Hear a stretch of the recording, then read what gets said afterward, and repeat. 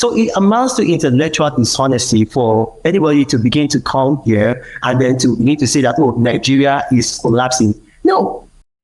The former aide to Goodluck Ebele Jonathan, Reno Omokri, has come to the defense of Bola Ahmed Tinubu administration. Reno Omokri, who was a spokesperson for Atiku Abubakar campaign alongside Daniel Bwala, has seen jump ship to defend Bola Ahmed Tinubu, whom they formally berated during the presidential campaign. Reno Omokri, who lives in the United Kingdom, London, is a controversial figure known for speaking from both sides of his mouth. In this interview, he was seen lambasting P2B, whom he has been hating since the 2023 presidential election campaign.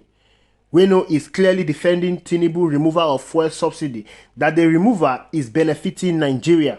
He's also defending the rule of law that we currently have in Nigeria. Well, I think so.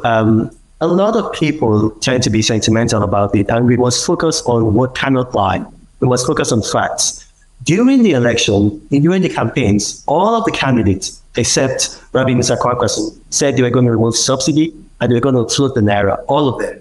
And that's what we expected, because the Buhari regime ought to have done that. They didn't do that. They kept on borrowing $1.5 billion every month to sustain the naira at the level, the naira at the way that it was. And then we're also borrowing to sustain fuel subsidy.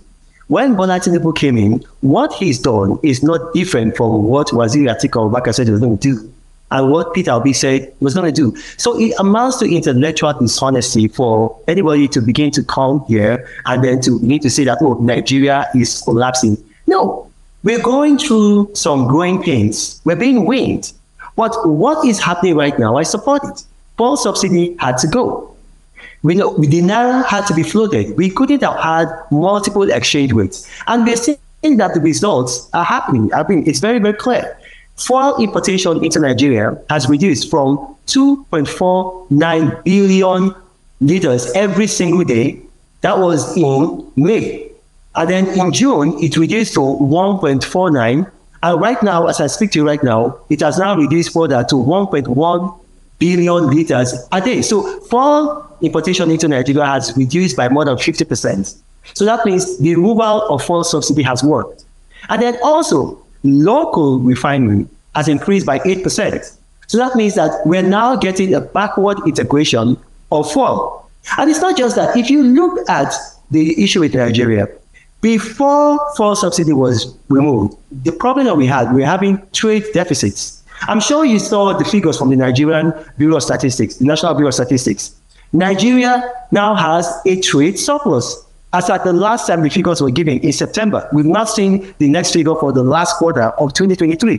But for the third quarter of 2023, we had a surplus of 2.2 trillion. So we are seeing results. And it's not just that. Now, capital importation into Nigeria has increased by 66%.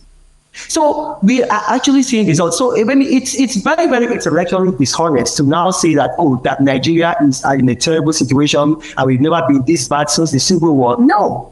And to say that there's no rule of law in Nigeria, that is the rule of man. No. Peter Obi went to court. Even in his own petition, when he went to the Supreme Court, and even before then, he never alleged that he won the election. Read his petition. I've read it. I don't know if other people who are making these claims have read the petition. He did not say that he won. What he claimed is that the president, Bola Tinubu, could not be president because he had been convicted in the United States at the court in Chicago. That was what he was alleging, and that the vice president, the current vice president, was not properly nominated because he had been nominated twice, once as a senator and then on the other time as the vice presidential nominee. And in both cases, the court threw that out because on the facts of the law, he was wrong. He did not say that he won. And this is why, I mean, even if you're going to say, okay, everybody is a psychopath, are you going to say Professor Wole Soyinka is a psychopath? Professor Wole Soyinka, who this man mentioned the Civil War, he went to prison for 22 months during the Civil War because of Biafra. Are you going to say it's a psychopath? This is a man that said, look, and I'm quoting him, they know they came third. I know they came third. This is what we call in Yoruba, Bajiwe. And that's what they are trying to do. Look, there is no rule of law in Nigeria. They are talking about an electronic transmission of results. Before the election, January, the Labour Party approached the court to say that the court must compel INEC to electronically transmit the results. This is before the election, January. The court looked at the Electoral Act and they ruled against the Labour Party and told them that by virtue of the Electoral Act, INEC is not mandated to electronically transmit the results. Also, in the chamber of the National Assembly, the Senate President at that time, Lawan, said it there that according to the Electoral Act that we passed, INEC is not mandated to transmit the result electronically. Now, during the election, I was for Waziri Atiku Abubakar. I am still for Waziri Atiku Abubakar and the People's Democratic Party. But where there is an election, you support your party, you support your candidate. After the election, you support your country. Nigeria is moving forward right now, and we have to support Nigeria. You cannot say that Nigeria is now, there's never been a worse time for Nigeria. Nigeria is, I'm saying, a civil war. The facts on the ground do not bear that out. How many people have been arrested in Nigeria now for, violating, for hate speech? It's not happening. There's freedom of speech in Nigeria. You go on Twitter and you see the kind of horrible things that people are saying. Some of them are calling for military coups. Some of them are saying that, okay, that there's going to be the kind of Venezuela situation in Nigeria. Have they been arrested? No, they've not been arrested. So for people to say that it's an act, it speaks to their irresponsibility. If you did not win an election, it doesn't mean that you must drag your country down. No, there's another time. Okay, Reno is defending the sham of the election that was conducted in the 2023. With what happened, that was the absence of rule of law. But yet, the judiciary authenticates the election. The turning point for the 2023 presidential election was the introduction of electronic transmission of results. This was needed to curb rigging that has been experienced in previous elections. INEC came out severally to promise Nigerians that the election will be transmitted electronically. Nigerians believed them and went out to vote that day on the ground that result will be transmitted electronically, only for INEC to switch off the IREF for the presidential election result. The results from the National Assembly were transmitted electronically, but presidential election results failed to be transmitted. On this failure, that we have discrepancy in the result that P2B won in Obiakpo, as was collated by IREF, but INEC announced that Tinubu won in Obiakpo. The same discrepancies were seen in places like Benue, Plateau, Taraba, Delta, and some other places that Mr. P2B was contesting against Bola Ahmed Tinubu in court. What happened in the last election was gross impunity that should have not been allowed to take place if we have a very strong judiciary. But Reno Omokri is defending it. Well, it is silly to expect any human society to be free from impunity. It's very silly. If you look at the United States, you had a situation whereby you had the January 6th riots, where in fact, some people call it an insurrection.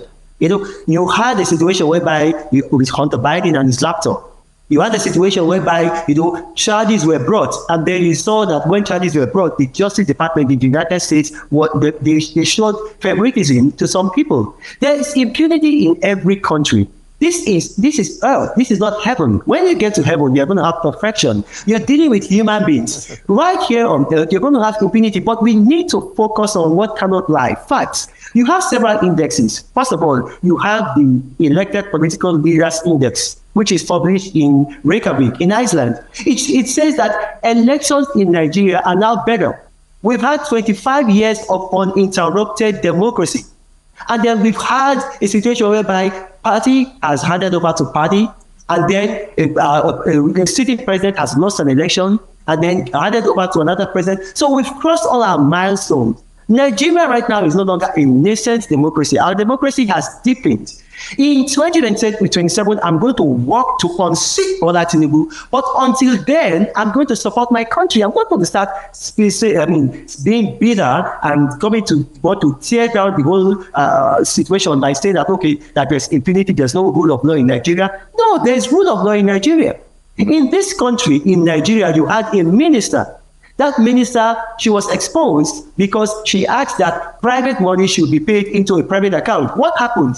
Within 48 hours, the president removed that. Is that impunity? Is that not rule of law?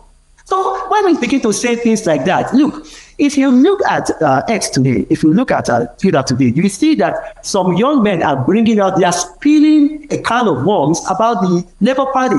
What has happened? I mean, against the Labour Party people, versus Labour Party people, bringing out receipts of how they were paid in dollars. How some of them have bought mansions in Abuja, how some of them have bought mansions in Lagos, how some of them have been spending huge amounts of dollars. Now, this is Labour Party itself. So, is there no impunity in the Labour Party? Look, in any human organization, human community, human situation, you're going to have impunity. But to say that Nigeria is not being governed by the rule of law is not true. Nigeria is being governed by the rule of law. There are laws in Nigeria. The rule of law is not the rule of your sentiments. For you to say that Nigeria is not being governed by the rule of law, I mean, I'm going to have to disagree. The facts don't lie. If there is rule of law in Nigeria, according to Reno Omokri, he should tell us why he fled the country after Jonathan failed to win the election. Why he was always allowed into the country after Buhari 8 years has elapsed. What was he hiding from? What was chasing him from his own country, if not the lack of rule of law? Alright, Reno is appreciating Bola Ahmed Tinubu for implementing the Steve Orasanya report. Let's listen to him. The kinds of political reforms that I was looking for are being implemented. First and foremost, we have the Orasanya report. It's being implemented now. So we're going to have a reduction in federal government ministries, departments, and agencies. That's what I've always been clamoring for. If you look through my past, I've written about it, and it's being implemented.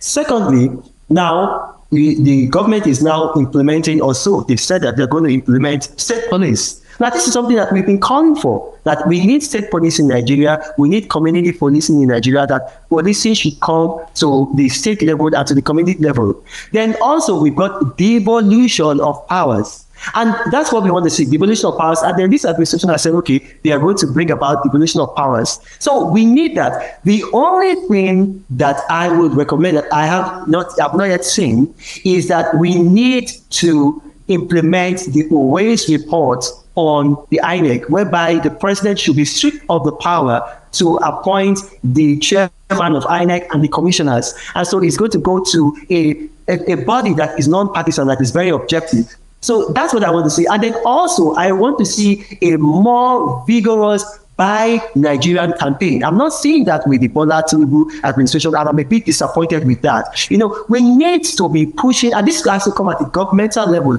We need to be pushing a Buy Nigerian campaign. And so we just be.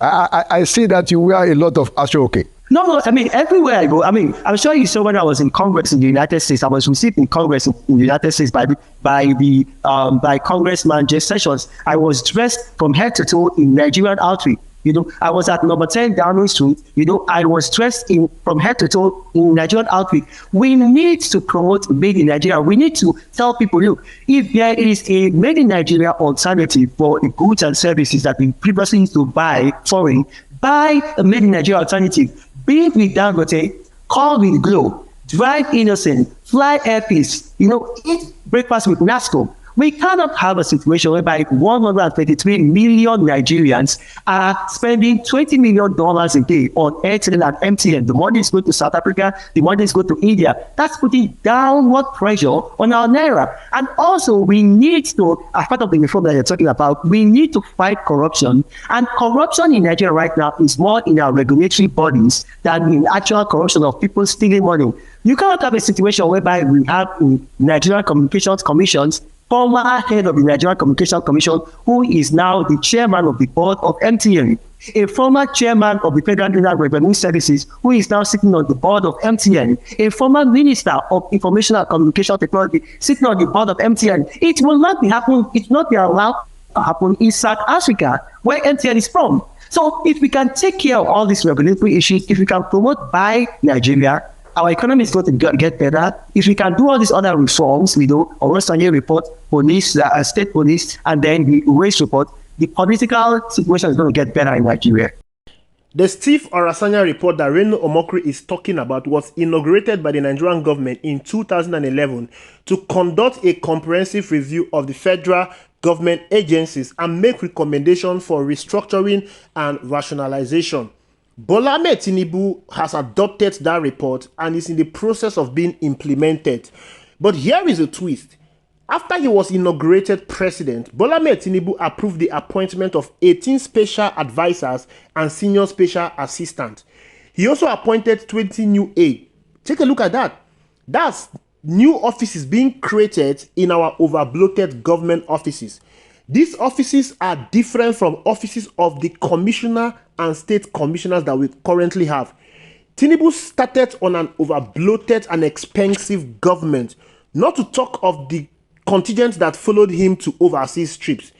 Adopting the Orasanya report after creating more offices was a lip service from Bola Ahmed Tinubu.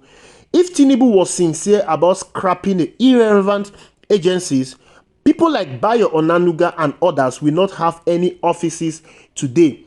Days after report of the Orasanya report being implemented, Bola Ahmed Tinubu took not more than 30 persons, not to talk of the flight crew. He took 3 jets to Qatar.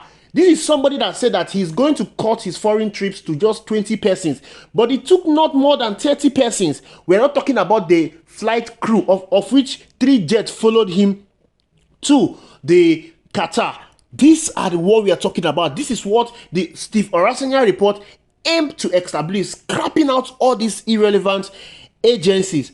Reno Omokri is talking about made in Nigerian goods. All right, it is all good when they talk about made in Nigerian, but they look at the citizens. Bola Ahmed Tinubu approved the purchase of 160 million worth of SUV for the National Assemblies. These are foreign-made cars, but we have local car manufacturers in Nigeria like Innocence and the North, but these people were not. They were not consulted to manufacture these cars.